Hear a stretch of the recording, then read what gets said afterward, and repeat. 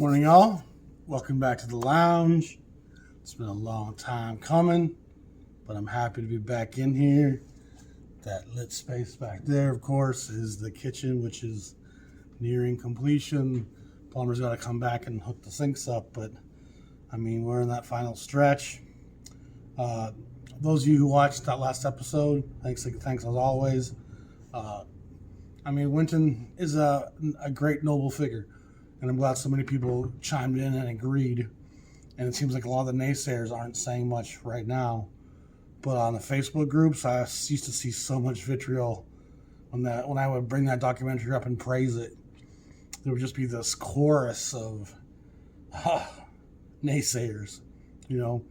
And the problem was it was such an echo chamber. It was such a, I heard so-and-so say this, so I don't really know enough to have my own opinion on it. So everyone was just repeating a few leaders. And there was some jazz musicians who didn't like it, so there was a consensus on some people not being happy with how it was laid out. But anyway, today we're going to do an exciting and fun episode on me reacting. And I've been looking forward to getting back into the stream of things and being in this room and listening. And I wasn't really planning on doing this morning, but I put an old record on because I'm hanging out in my lounge, and the first one I put on kind of grabbed me by the throat. And it's kind of a shocking piece in a way. It emulates black hard bop so well that when you hear it, if you didn't know what it was, you would wonder, is this Clifford Brown, Max Roach, Sonny Rollins, or is this, it's not the Miles Quintet, is this a Jazz Messenger band? Like, it's intense, it's hard, it's driving, it's got melodic phrasing, it's got all the elements. It's that fiberglass stuff, man. This one popped open this morning, started gushing blood on me. It's got all the elements of hard bop. And I think as people in the present, in our current politically correct, kind of gross, phony climate of everyone being careful with what they say, which leads to everyone being dishonest, because everyone's judging people for saying and thinking things that we've all said and thought at some point in our lives. I don't want to go on that tangent, but I'm pretty tired of the judgment of people by other people who are in no place to judge. I mean, people will be judged by themselves and their own conscience and their own choices in life and their karma they receive. Why do we have to be on this mission to, it just speaks of pious self-righteousness and almost like people trying to admonish their own guilt and shame by judging others. I don't get it. Mind your own garden, dig your own weeds out, do right yourself. That's the only really power you have, is the choices you make and the decisions you make to do right or wrong yourself. You're given that choice 3, 4, 5, 6 times a day to do the right thing or the wrong thing. No one does the right thing all the time. No one. No one does the wrong thing all the time. No one. And to have the audacity to being some kind of compass and moral barometer of what people can say and do and how it's not how you deal with this. You expose people to differences. You have dialogue that's challenging at times, because that's how growth happens. By just sweeping everything under the carpet, it's just achieves nothing. It achieves nothing. And I'm scared the election process in this country here is coming to a grinding halt. But I don't want to go down that road. But this record's exciting. And I think we forget in our current lens, as we look at the world and how we talk about race and how we perceive past and history, and we clean up all these perceptions and try to make ourselves look innocent and wipe the blood off our hands. And slavery was real, and civil rights was real, and the risk of being a white musician playing black music was thrilling. Make no mistake about it. If you could be in 1954, the Snoop Dogg and Dr. Dre of that day, and if you're a white cat and you can emulate that and excitingly step into those shoes, you'll shock your friends. And they'll be like, dang, you're playing like Clifford Brown. Wow, you're laying out thunder like our Blakey. And it's such a powerful thing. And you hear these young men that I'm about to play for you absolutely channel the velocity and the intensity and all the stylings of hard bop. The only thing missing is that emotional anxiety that comes with being a people in occupation, in living in Babylon as a slave or as a descendant of a slave. I mean, there's a weight that comes with that. And so we can't really grasp some of that emulation of that emotional state that a lot of hard bop does. But this is as close as White Cats get to it, as far as I'm concerned.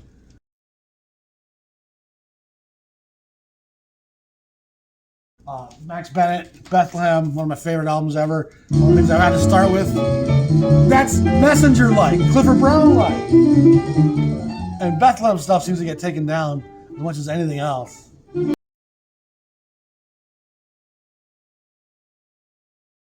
I mean, I don't think I'm going to monetize this, so who gives a fuck? These guys cook. I'm just going to give you some juice here. You ready for some juice? The band's still stating. I think it's Charlie Mariano comes in first on that alto.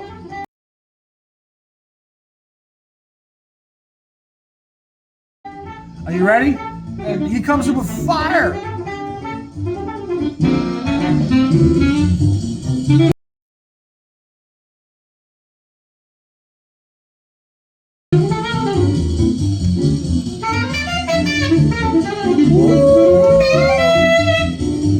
It's bluesy. It's got feel. It's got space.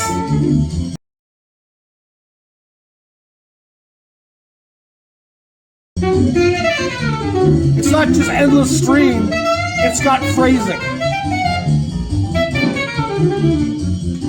And then Frank Rosalino comes in on the trombone and plays some of the baddest bone you'll ever hear.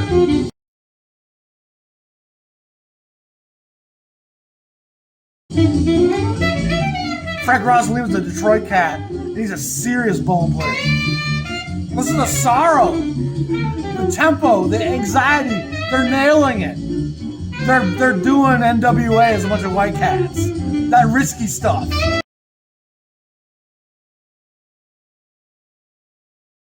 And then, Frank Rosalino's what really killed me here. I love Charlie though.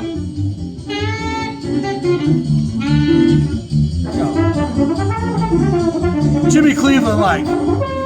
Jimmy Cleveland-like. Curtis Fuller. J.J. Johnson. He's nailing hard bop on the bone. The enunciation.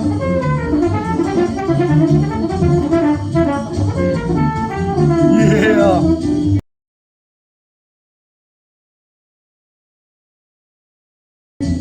It's exciting. The energy, the adrenaline, the ferocity, the intensity.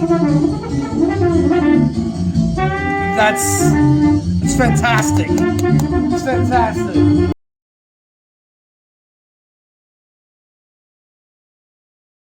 And the rhythm section, Claude Williamson, Max Bennett on the bass, who this is listed under the bass player Max Bennett's name, and Stan Levy on the drums. It's an all-star session here.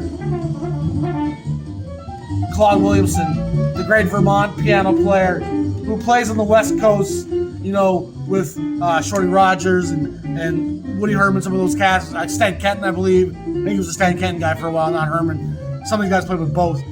But on their own, they were excited to get away from the formulaic approach of the bigger labels, stuff they were recording with the bigger bands. And on their own, they wanted to do that black music with all the edge of ferocity. And they got signed to Bethlehem, and Bethlehem said, play the baddest stuff you can play, what you want to play. And there's a series of these records on Bethlehem I've talked about numerous times.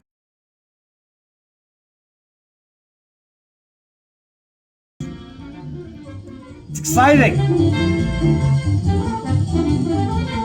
It's very Clifford Brown, Max Roach-like at times. Whether they stake the themes together. This band Cooks. And the whole LP. I mean, there's two tracks with Helen Carr, a great singer with an album and a 10-inch at Bethlehem. Her contributions are wonderful. The up-tempo numbers are the ones that really kill me, though.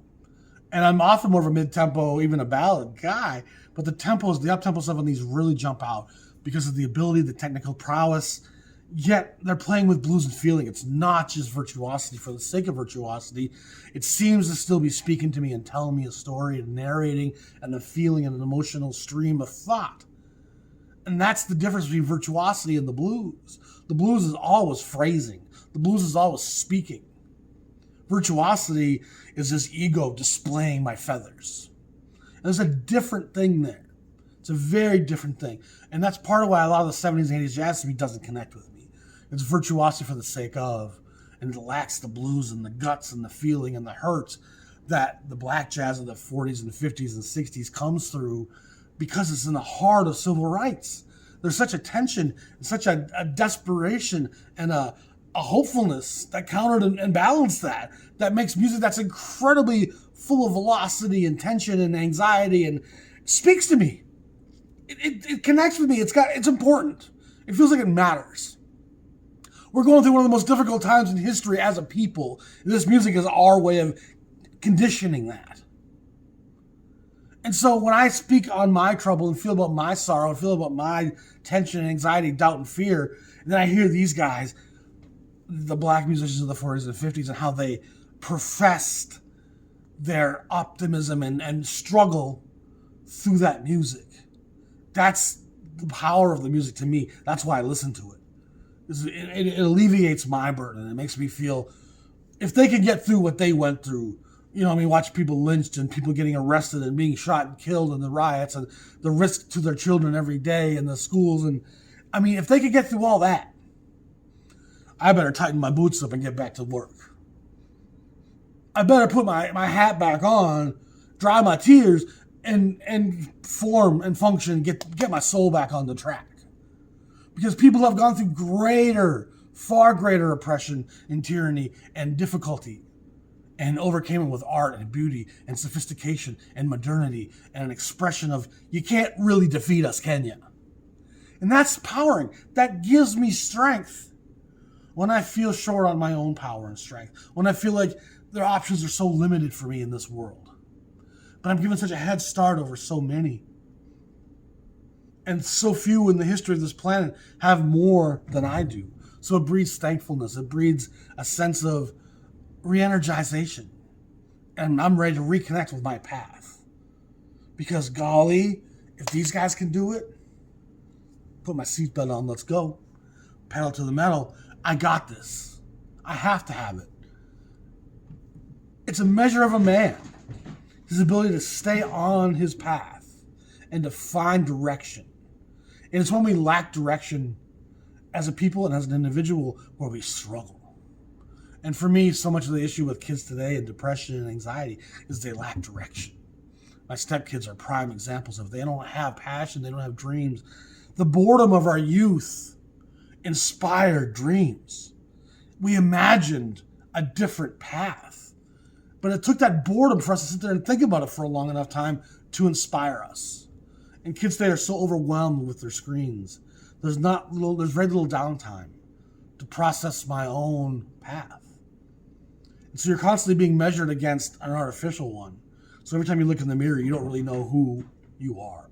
You're not growing your own antlers. You have this virtual accomplishment and realm you live in that in the real world isn't tangible and doesn't make your back stand up straighter. I see it in all my kids and all my kids' friends, and my cousins and my nephews. I see it. It takes accomplishment. It takes being on a path, having a direction, dreams. That's what makes life worth living, and the pleasures you can collect along the way. And if you can get lucky enough to be loved by someone, cherish that. Because love is one of the great healers of our fractured selves.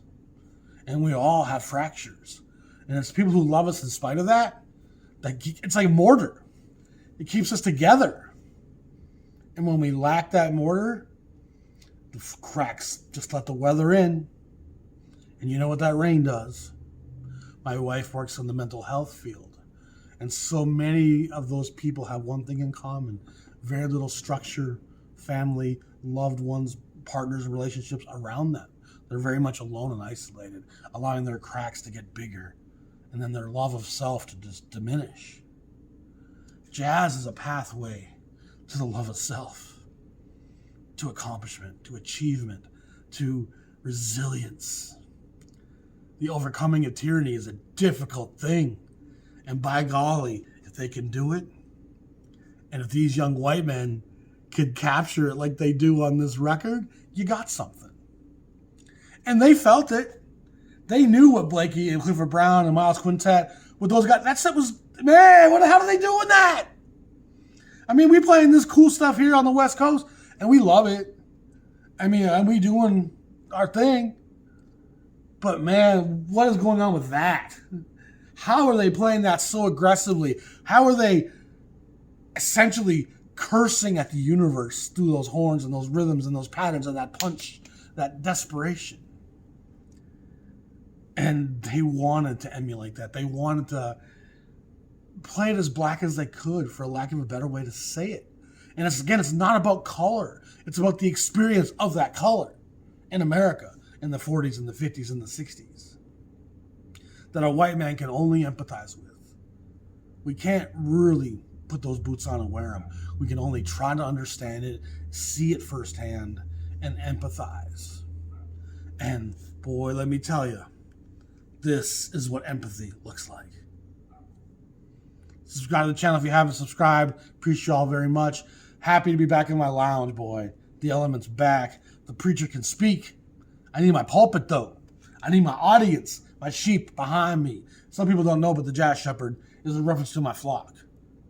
My 14,000 records, that's my flock. And some people think I mean my followers, my subscribers, and it's got a nice duality to it, but that was never what Jazz Shepherd was initially about. It was about me shepherding the lost sheep. Come home to my collection, where you'll be a home in my herd and you'll be safe here. Because I am the dog, the shepherd, and I will watch over these sacred sheep. Got it? Love it. Y'all be safe. We'll talk to you soon. Again, I'm thrilled to be back in my room. Coffee shop coming together. Y'all be blessed. Talk to you soon. Peace.